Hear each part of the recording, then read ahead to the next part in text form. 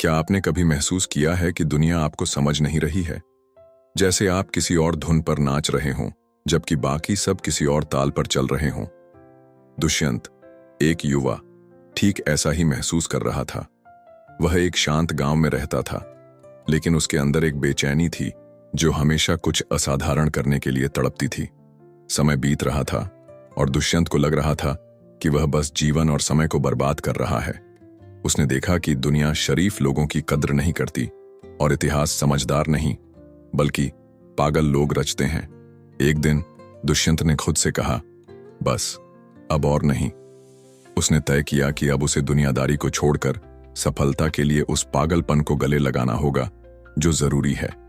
उसने अपनी जिंदगी को 3 हिस्सों में बांटा: रीसेट, रीस्टार्ट और रीफोकस।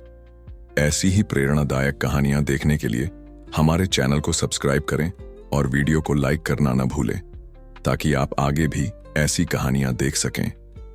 दुष्यंत ने अपने अतीत को रीसेट किया। उसने पिछली गलतियों और समय की बर्बादी को भूलकर एक नई शुरुआत का संकल्प लिया। उसने रीस्टार्ट किया। आज से ही उसने अपने सपनों की दिशा में फिर से मेहनत शुरू कर दी। और सबसे महत्वपूर्ण, उसने रीफोकस किया। उसने अपना पूरा ध्यान अपने लक्ष्य पर केंद्रित कर दिया, जैसे एक तीरंदाज का निशाना अपने लक्ष्य पर होता है। दुष्यंत ने फैसला किया कि वह कुछ महीनों के लिए दुनिया से गायब हो जाएगा। वह लोगों से मिलना जुलना कम कर देगा, पार्टियों और सोशल मीडिया से दूरी बना लेगा। वह चाहता था कि जब लोग उसे देखें तो उन्हें लगे कि वह सचमुच पागल हो गया है। और जल्द ही गांव में फुसफुसाहट शुरू हो गई। अरे, दुष्यंत आजकल दिखता नहीं, क्या कर रहा है? कहीं घर में ही दुबका बैठा है क्या? दुष्यंत के रिश्तेदार और पड़ोसी तरह तरह की बातें करने लगे। दुष्यंत को इन बातों से कोई फर्क नहीं पड़ा।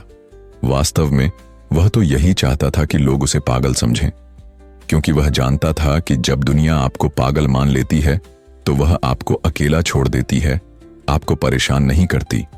और यही दुष्यंत को चाहिए था, शांति और एकांत, ताकि वह पूरी तरह से अपने लक्ष्य पर ध्यान केंद्रित कर सके। लोगों की नजरों में दुष्यंत बर्बाद हो रहा था, लेकिन दुष्यंत की नजर में यह उसका पागलपन ही उसका सबसे बड़ा हथियार था।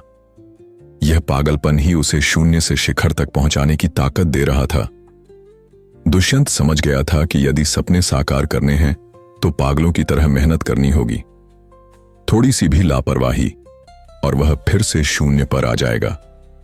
वह जानता था कि जैसे भूख लगने पर खाना खाने से ही पेट भरता है, वैसे ही सपने मेहनत करने से ही सच होते हैं। उसने दुनिया की बातों पर ध्यान देना पूरी तरह से बंद कर दिया।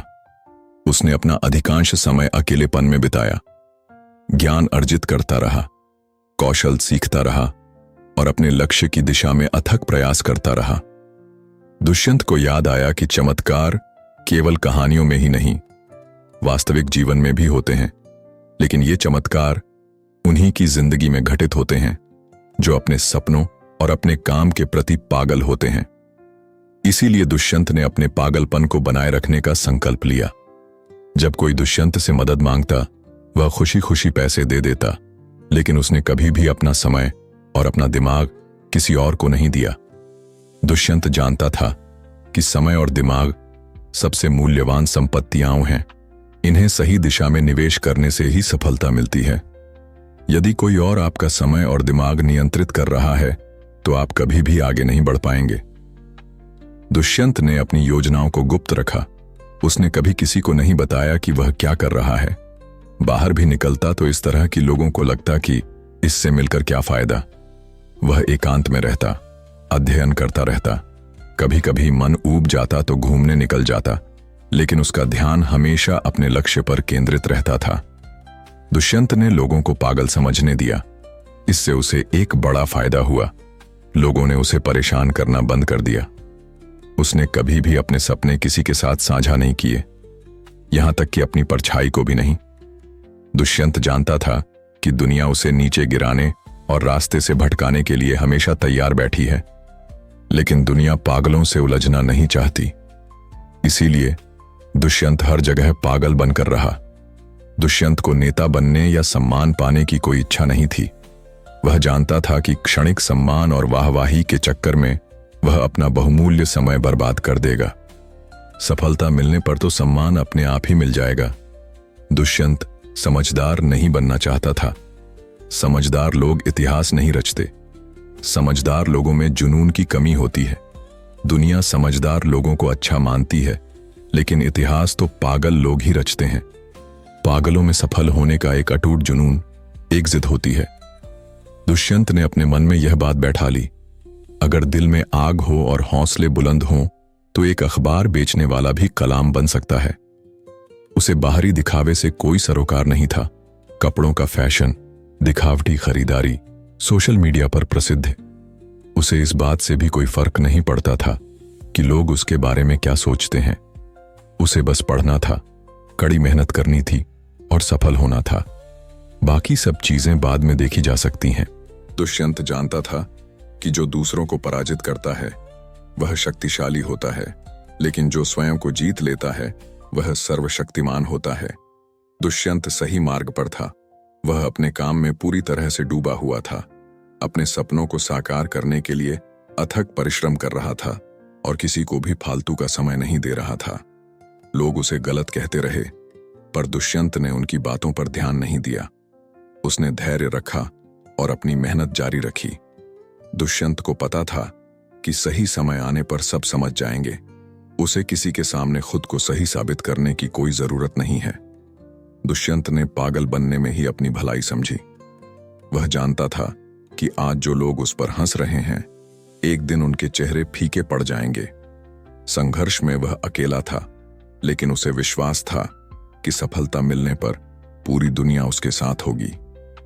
दुष्यंत ने अपने सपनों को पूरा करने के लिए अपनी पूरी शक्ति झोंक दी। उसने जुनून की ज्वाला को हमेशा प्रज्वलित रखा। उसे कभी भी यह संदेह नहीं हुआ कि वह सफल नहीं हो पाएगा। उसे अटूट विश्वास था कि वह सफल होगा और वह निश्चित रूप से सफल होकर दिखाएगा। दुष्यंत को सचिन तेंदुलकर की कहानी याद आई। सचिन पढ़ाई में कमजोर थे, लेकिन उन्होंने क्रिकेट की दुनिया में भगवान का दर्जा हासिल किया। लोगों ने सचिन को पढ़ाई में कमजोर कहकर आलोचना की, लेकिन सचिन ने इसे अपनी कमजोरी नहीं बनने दिया। अपने जुनून और दृढ़ संकल्प से उन्होंने वह कर दिखाया कि आज हर छात्र उनकी जीवन गाथा पढ़ता है। यही तो इतिहास है। इतिहास बनाने के लिए पागलपन अनिवार्य है। अपने सपनों के लिए दुष्यंत का पागलपन ही उसे साधारण से असाधारण बनाएगा। दुष्यंत समझ गया कि क्षणिक प्रशंसा या किसी को बुरा न लग जाए, इस डर से अपने सपनों को छिपाना नहीं चाहिए। यदि उसका लक्ष्य शिक्षा के माध्यम से पूरा होने वाला है तो उसे पढ़ना होगा। उसे यह नहीं सोचना चाहिए कि वह पढ़कर कोई एहसान कर रहा है। असली मेहनत तो वह है जो 50 डिग्री सेल्सियस की गर्मी में खेत में फसल काटता है या कड़ाके की ठंड में खेत में पानी देता है। दुष्यंत को तो बस पढ़ना है। पढ़ाई करने के लिए दुष्यंत ने अपने मन को मजबूत बनाया, मन को वश में किया, लोगों की बातों पर ध्यान देना बंद कर दिया, व्यर्थ की बातों में सोचना छोड़ दिया। लोग जो भी कहते हैं कहने दो। कहने वाले कहकर चले जाएंगे और खुद ही भूल जाएंगे। लेकिन दुष्यंत को उन बातों से प्रभावित नहीं होना चाहिए। दुष्यंत लोगों के सामने ऐसे रहने लगा जैसे उसे कुछ नहीं आता, वह कुछ नहीं कर रहा है। जितना वह शांत और अनजान दिखता, लोगों को उतनी ही कम चिंता होती और वह कम परेशान होता। दुष्यंत ने बड़े सपने देखे, लेकिन अकेले चलना सीखा, अकेले पढ़ना, अकेले मेहनत करना सीखा।